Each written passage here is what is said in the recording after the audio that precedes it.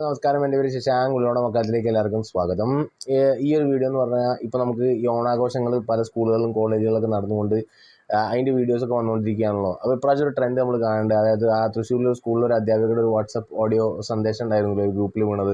ഹിന്ദുക്കളുടെ ആഘോഷമാണ്, അന്യമതസ്ഥർ അതിൽ പാടില്ല, പലതരത്തിലുള്ള ഇൻ്റർപ്രിട്ടേഷൻ, അവരുടേതായിട്ടുള്ള മതപരമായിട്ടുള്ള അന്തരീക്ഷത്തിൽ അത് ചേർന്നതല്ല, അതിന് വിട്ടുനിൽക്കണം, അങ്ങനെയൊക്കെ ഒരു വീഡിയോ വന്നതിന് ശേഷം ഈ ഒരു സംഭവം ഉണ്ടല്ലോ, ഈ വീഡിയോസിൻ്റെ ഒരു ആംഗിൾ, അതായത് ആ ഒരു കോളേജ് ആഘോഷത്തിൽ പ്രൊജക്റ്റ് ചെയ്യുന്ന ആംഗിൾ എന്ന് പറയുന്നത് ഒരു പ്രത്യേക സമൂഹത്തിൽപ്പെട്ട വിദ്യാർത്ഥികൾ ഓണം എങ്ങനെയാണ് ആഘോഷിക്കുന്നത് പ്രത്യേകതരമായിട്ട് അതിനുള്ളൊരു മറുപടി ആയിട്ടാണ് കാണുന്നത്.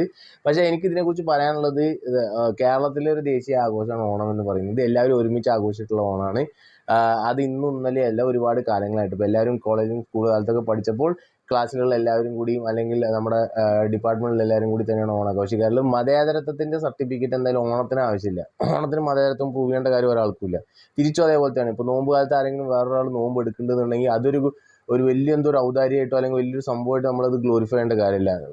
സമൂഹത്തിൽ ജീവിക്കുന്ന ആളുകൾ പരസ്പര ബഹുമാനത്തോടെ അവനവൻ്റെ സെൽഫ് റെസ്പെക്റ്റും അതേപോലെ തന്നെ ആ കമ്മ്യൂണിറ്റിയോടും അതേപോലെ തന്നെ ആ ഒരു മനുഷ്യനോടുള്ള വ്യക്തി ബഹുമാനം, പരസ്പര ബഹുമാനത്തോടെ ടു വേ ട്രാഫിക് ആയിട്ടാണ് ഇത് പോകുന്നതെന്നുണ്ടെങ്കിൽ അത് വളരെ നല്ലതാണ്. ഇത് എപ്പോഴാണ് ഇത് വൺ സൈഡഡ് ട്രാഫിക് ആവുന്നത്, അപ്പോഴാണ് ഈ അസഹിഷ്ണുത വരുന്നത്. ആ അസഹിഷ്ണുത കൊണ്ടാണ് പല സഹിഷ്ണുത അല്ലാത്ത കാര്യങ്ങൾ നമ്മുടെ സൊസൈറ്റിയിൽ ഉണ്ടാകുന്നത്.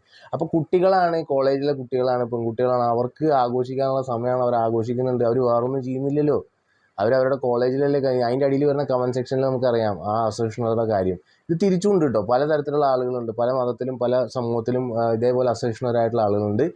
രാഷ്ട്രീയം വേറെ, മതം വേറെ, വ്യക്തി വേറെ. ഇത് മൂന്നും നിങ്ങൾ സെറ്റ് ചെയ്ത് വെച്ച് കഴിഞ്ഞാൽ ഇത് മിക്സ് ആവേണ്ട കാര്യമില്ല. പണ്ടൊക്കെ ആദ്യമുള്ള പ്രശ്നം എന്ന് വെച്ചാൽ പെർസെപ്ഷനാണ്. ഈ രാഷ്ട്രീയക്കാരനാണെങ്കിൽ ഞാൻ അയാളുടെ ഒപ്പം മിണ്ടില്ല, ഈ മതക്കാരാണെങ്കിൽ ഞാൻ അയാളുടെ ഒപ്പം മിണ്ടില്ല, ഈ മതക്കാർക്ക് ഇതൊന്നും പറ്റില്ല, ഈ ഒരു സമൂഹത്തിൽപ്പെട്ടവർക്ക്. അങ്ങനെ ഒരാൾ സർട്ടിഫൈ ഒന്നും ചെയ്തിട്ടില്ല ഇവിടെ. വിശ്വാസം വളരെ പേഴ്സണലാണ്. നമ്മുടെ വ്യക്തി ജീവിതം എന്ന് പറഞ്ഞാൽ വളരെ പേഴ്സണലാണ്. നമ്മളുടെ വിദ്യാർത്ഥി ജീവിതത്തിൽ നമ്മൾ എല്ലാവരുമായിട്ട് ഇഴുകിച്ചേർന്ന് പഠിച്ച് വളർന്ന കാലഘട്ടത്തിലുള്ളവരാണ്. അതുകൊണ്ട് തന്നെയാണ് ഈ ബഹുസ്വരതയായിട്ട് നമുക്ക് നിൽക്കാനും കഴിയുന്നത്.